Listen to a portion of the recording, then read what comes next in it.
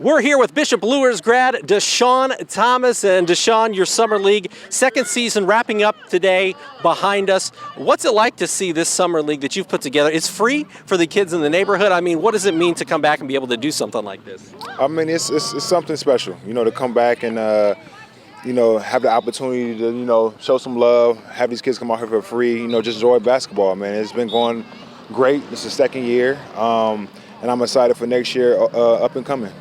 We got some future players out here? Yeah, I mean, we got a lot of, everybody's a future player, even little Deshaun Jr. out here, putting in work, seeing what, how I grew up, how hard it is to play and play on a stepping ground and, something to get back to. Now, you just finished up another season overseas playing in Munich. So what was that like as you've now got like 9 pro seasons over there? You're making me feel old. You're entering your 10th season this coming year. I was just in Germany. It was a good situation for me. I had another great career. I always say I'm placed till the wheels fall off, and my body been holding up. And it's a blessing to continue to play the sport I love, take care of my family, and do stuff like this. Yeah, you're a free agent right now, so what is the next process for you? What's the next step? Just weigh my options, see what's the best situation, basketball, financial situation, obviously. And just wait and see. I'm going to enjoy this summer. Obviously, our summers are very short, playing overseas, but I'm going to enjoy it and weigh my options. I think I played well enough to, get another call-up. You've played in Germany, you've played in France, you've played in Turkey, you've played all over the world. What's it been like to have basketball allow you to kind of do that, and what have you really soaked in during that experience? It's a blessing. And I soaked in a lot of, just hard work, continue to believe in yourself, have confidence. And I always notice, you're a professional everywhere. No matter if it's overseas, playing, football, rugby, all that stuff, you're a professional, no matter what. And it's been a blessing, and to continue to do that. And, to do what I love and continue to hopefully I can do it as much as I can. Okay, let's get to the important questions. Your oldest son is 10. You got another son who's 4 and another son who's just turning 1. He is one. So now that you have 3 kids and it's you and your wife, have you gone from man-to-man to zone defense in the homestead? I ain't gonna lie, I went to man-to-man. I like the man-to-man defense for sure, you know what I'm saying? So, I gotta protect the home court advantage and, protect what I love and that's what it is. For you, what's it like, being a father? Obviously, it can be difficult, I imagine, playing overseas, but what's the experience like and what are you trying to impart to, your own kids?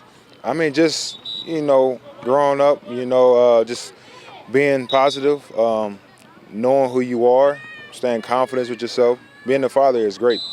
I mean, it's one of the best feelings I ever, felt. Best me coming home. Those are the moments, seeing them run into you, jumping in your arms, watching you play, coming down to overseas. Those are special moments you want to keep and cherish. And I want them to look up and see that their daddy is doing something well, taking care of families, seeing when he go through ups and downs and still being strong. I just want them to be as strong individuals and, continue to know that daddy's here for them to thick and thin.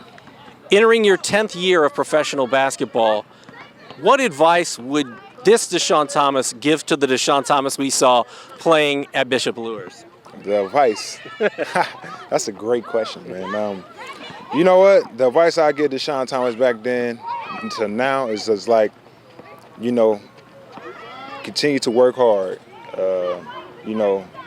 Always believe in yourself through the ups and downs, knowing that in this world that is everything is willing to pay for it and it's going to pay off and work for it.